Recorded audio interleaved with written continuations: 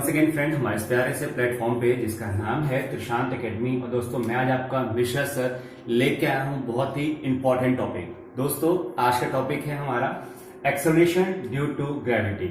हम आज पूरा acceleration due to gravity means that कि इसका सिंबल इसका होता है स्मॉल जी। आज हम डिटेल में इसके बारे में एनालिसिस करेंगे, बताएंगे आखिरकार कि इसकी डेफिनेशन क्या होती है, आखिरकार ये क्यों इंपॉर्टेंट है, इसका फॉर्मूला क्या है, इसकी ऐसा यूनिट क्या है और इसकी क्या कंडीशंस है, इसकी क्या वैल्यूज हैं। है दोस्तों आज डिटेल में एनालिसिस करेंगे इसके बारे में। आपने कैपिटल जी दैट इज यहाँ पे लिखा हुआ है, इसको बोलते हैं ग्रेविटेशनल कांस्टेंट। इसके बारे में पढ़ा है, मैंने ऑलरेडी वीडियो अपलोड कर दिया है ना। तो आज हम स्मॉल जी के बारे में पढ़ेंगे, ठीक है।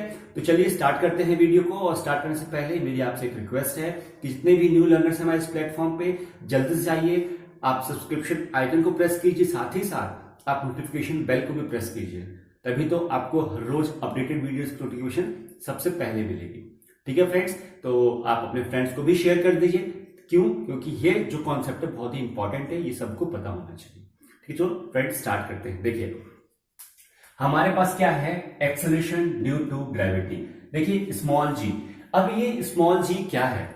देखिए जब भी कोई बॉडी किसी भी हाइट से जब डाउनवर्ड मूवमेंट कर रही होती है, यहां से जब भी कोई बॉडी किसी भी हाइट पे अटेन करने के बाद जब वो डाउनवर्ड मूवमेंट कर रही होती है तो उसके ऊपर एक ग्रेविटेशनल फोर्स लगता है। ठीक है, क्या लगता है? उसके ऊपर एक ग्रेविटेशनल फोर्स लगता है। हम कहते हैं कि ड्यू टू द ग्रेविटी हमारी कोई भी ऑब्जेक्ट धरती पे अट्रैक्ट रहता है। ठीक है, मतलब वो चिपका रहता है धरती से। जब उसको आप फेंकेंगे ऊपर तो एक सर्टेन टाइम के बाद जो हाइट अटेन कर लेगा तो वहां से वो फ्री फॉल होता है, गिरता है नीचे। ठीक है, तो उस टाइम उसको कहते हैं कि वो ओनली ऑन ग्रेविटेशनल फोर्स उसके ऊपर एक्ट कर रही है। ये चीज समझ में आई? अब फ्रेंड्स होता क्या है कि जब मैं यहां पे इसकी डेफिनेशन लिखूंगा तो इसको कहूंगा कि when a body fall from a certain height, then only gravitational force act on it. Gravitational force act on it. Then at that time the acceleration of that body due to gravity is symbolized as G। देखिए यहां पे क्या लिखा है? यहां लिखा है कि when a body fall from a certain height, एक सर्टन हाइट से मीन्स दैट यहां पे ये है, यहां से हमने इसको थ्रो किया और ये बॉल यहां तक पहुंच गई। ठीक है, एक सर्टन हाइट कवर किया, मीन्स दैट आप देख सकते हैं यहां पे एक सर्टन हाइट है इसकी। ठीक है, एच है, वो सर्टन हाइट कवर किया। यहां से अब वो बॉडी फॉल हो रही है, गिर रही है। तो गिरते समय जब वो बॉडी गिर रही है तो उसके ऊपर एक ग्रेविटेशनल फोर्स लग रही है, तभी वो बॉडी नीचे आ रही है ना। ग्रेविटेशनल फोर्स कहां से लगती है? सेंटर ऑफ द अर्थ से लगती है ना।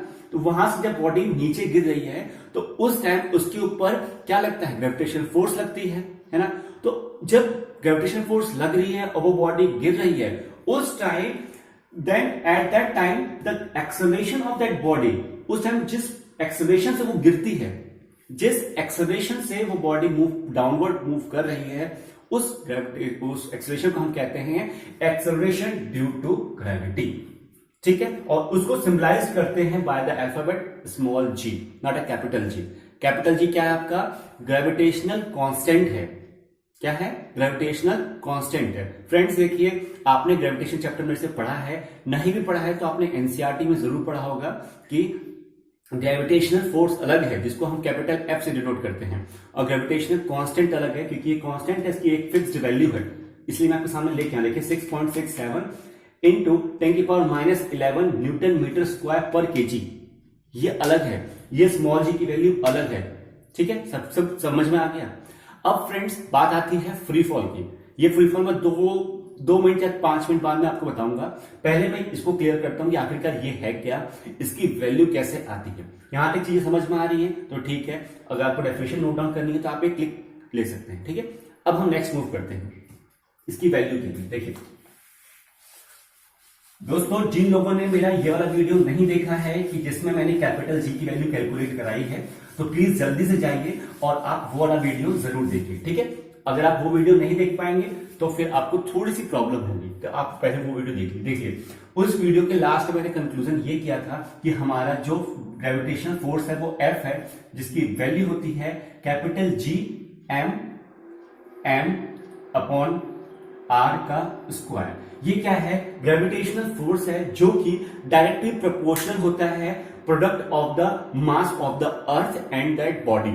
जो भी हम बॉडी कंसीडर कर रहे हैं, फॉर एग्जांपल अगर मैं अर्थ के ऊपर खड़ा हूं, सभी लोग खड़े हैं, अगर मैं अर्थ के ऊपर खड़ा हूं तो जो मेरा मास है, मास नॉट अ वेट, मास, जो मेरा मास है वो मास और जो अर्थ का मास है वो, उन दोनों का प्रोडक्ट, उस प्रोडक्ट के ऊपर ये ग्रेविटेशनल फोर्स डायरेक्टली प्रोपोर्शनल है।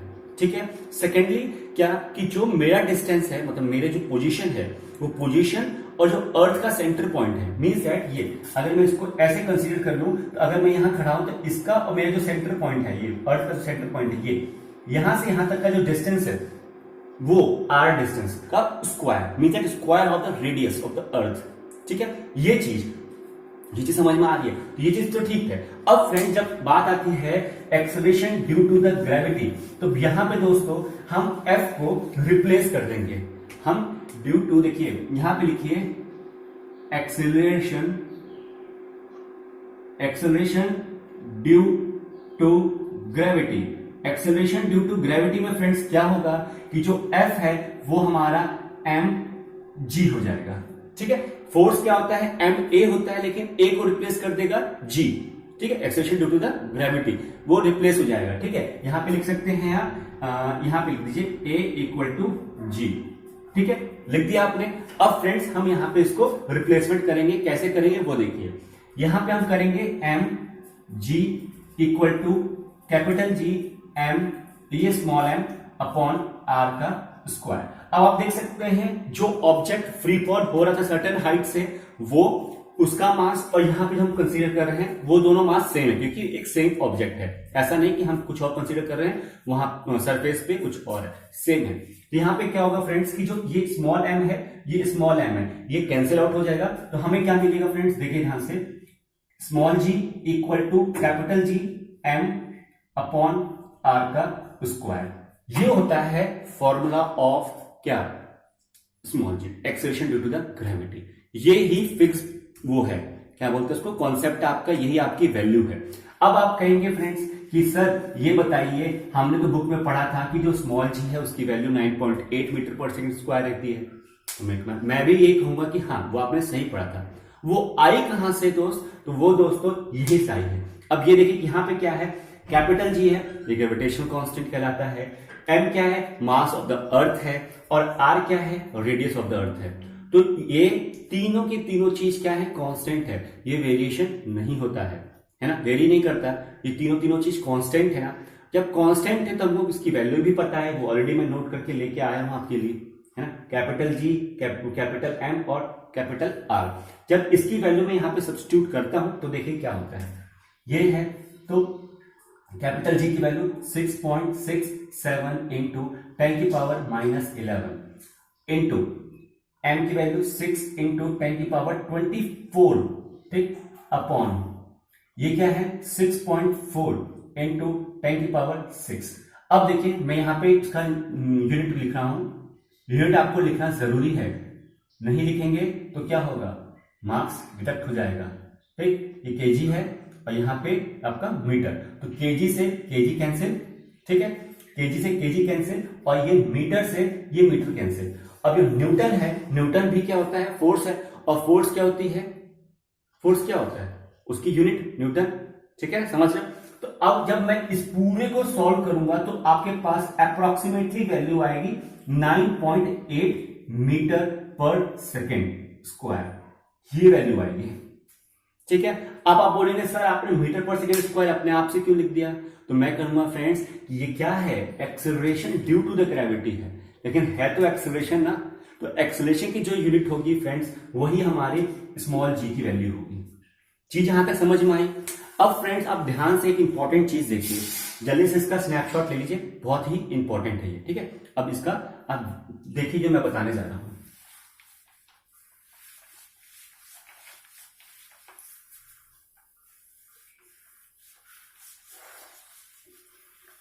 अब फ्रेंड्स एक चीज नोट डाउन आप यहां पे करिए कि यहां पे जब मैंने स्मॉल जी की वैल्यू आपके सामने ले आई है 9.8 मीटर पर सेकेंड स्क्वायर।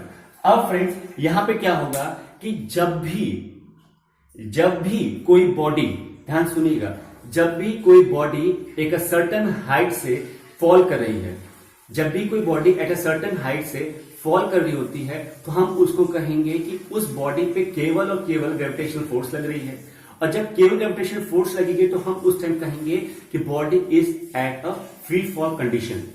क्या कहेंगे, body is at only free fall condition. देखिए ध्यान से, फ्री फॉल कंडीशन, ठीक है, फ्री फॉल कंडीशन। तो उस टाइम फ्रेंड्स ये जो आपका जो ए है वो भी कन्वर्ट हो जाता है जी में। अभी तक तो आपने एक्सेलरेशन ड्यू टू ग्रेविटी ऐसे पढ़ा था, अब मैं बता रहा हूं कि जब भी फ्री फॉल कंडीशन होगी तो उस टाइम फ्रेंड्स हमारा एक्सेलरेशन डेफिनेटली है कि वो स्मॉल जी में कन्वर्ट हो जाएगा। एक बात, ये बात आपको मुझे बतानी थी। सेकेंड बात दोस्तों ये है कि जो हमारा अर्थ है, जो हमारा अर्थ है फ्रेंड्स, उसका जो आपका क्या नाम बोलते हैं उसको, जो अर्थ है उसका जो आपका स्ट्रक्चर है, अर्थ का जो स्ट्रक्चर है वो क्या है, स्फेरिकल है। हमने पढ़ा है earth is spherical in shape, हाँ शेप, जो अर्थ का शेप है वो स्फेरिकल है। लेकिन फ्रेंड्स ऐसा नहीं होता, हमारा जो अर्थ है वो लिटिल बिट फ्लैटर्ड रहता है एट द पोल। क्या हुआ है, लिटिल बिट फ्लैटर्ड, द पोल के पास आके ये फ्लैटर्ड हो जाता है, थोड़ा सा फ्लैटर्ड हो जाता है। आप जानते हो नॉर्थ और साउथ पोल होते हैं, तो यहां पे क्या हो गया फ्रेंड्स, ये पोल हो गया, ठीक, यहां पे क्या हो गया, ये पोल हो गया। लेकिन यहां पे क्या होता है, को पता है ना, क्या होता है, इक्वेटर होता है। तो यहां पे क्या हो गया फ्रेंड्स, ये इक्वेटर हो गया, ठीक। ये दोस्तों जब ये फ्लैटर्ड होता है और ये ऐसे होता है दोस्तों, यहां से यहां तक का रेडियस भी अलग होगा, ठीक है। तो मैं यहां पे क्या कहूंगा, आर पी, यहां पे क्या कहूंगा, आर ई। तो दोस्तों जब रेडियस आर पी बड़ा होता है रेडियस आर ई से, तो दोस्तों अभी आपने देखा जो कि स्मॉल जी की वैल्यू क्या आई थी, capital G M upon R square. तो जब भी कोई ऑब्जेक्ट एट द पोल होगा तो यहां पे उसका स्क्वायर ज्यादा होगा, उसका स्क्वायर ज्यादा होगा, तो यहां पे इसकी वैल्यू क्या हो जाएगी, कम हो जाएगी। तो दोस्तों सॉरी फ्लैटर्ड है ना, तो इसकी वैल्यू यहां ज्यादा है, ठीक है। जब इसकी वैल्यू मतलब यहां पे मान लीजिए मैंने पोल रख दिया, ठीक है, तो इसकी वैल्यू कम हुई, आरपी की वैल्यू यहां पोल पे इसकी वैल्यू कम हुई, तो जितना स्क्वायर से ये कम होगा उतना ही वैल्यू इसकी ज्यादा होगी। तो G at the rate pole की वैल्यू ज्यादा होगी, ठीक है, पोल ज्यादा होगी at compare to the equator. तो आपको ये चीज समझ में आई, ये कैसे इक्वेटर पे वैल्यू कम होती है और कैसे इक्वेटर पे वैल्यू ज्यादा होती है, चीजें समझ में आ रही है। तो दोस्तों आज मेरा मकसद आपका यही था कि कैसे कैसे क्या हो रहा है, ठीक है। और आपको मैं एक और चीज बता दूं कि जब भी हम ये कंसीडर करते हैं equation of the motion, equation of motion, तो जब भी हम फ्री फॉल कंडीशन में इक्वेशन ऑफ मोशन को कंसीडर करेंगे तो वहां पे जहां जहां भी आप स्मॉल ए देखते हैं, एक्सेलरेशन देखते हैं, वहां पे आप स्मॉल जी की वैल्यू को पुट कर सकते हैं, ठीक है। तो आप क्या कहेंगे कि यहां पे पोल पे इसकी वैल्यू 9.9 मीटर पर सेकेंड स्क्वायर होती है और यहां पे 9.8 होती है, ठीक है। आप ध्यान से इसको देख सकते हैं, नोट डाउन कर सकते हैं। ओके फ्रेंड्स, अब मैं आपके लिए नेक्स्ट वीडियो फिजिक्स का ही एक ऐसा इंपॉर्टेंट वीडियो लेके आने वाला हूं जिसको आपको देखने के बाद कॉन्सेप्ट आपके क्लियर हो सकते हैं, ठीक है दोस्तों। तब तक के लिए आप कैसा लगा मेरा वीडियो, ये लाइक कीजिए, कमेंट कीजिए और बताइए कि हाँ सर हमें अच्छा लगा। कुछ भी डाउट होता है तो वो भी बताइए, ठीक है फ्रेंड्स। तब तक के लिए टेक केयर, बाय बाय, मिलते हैं नेक्स्ट एक धमाकेदार वीडियो में।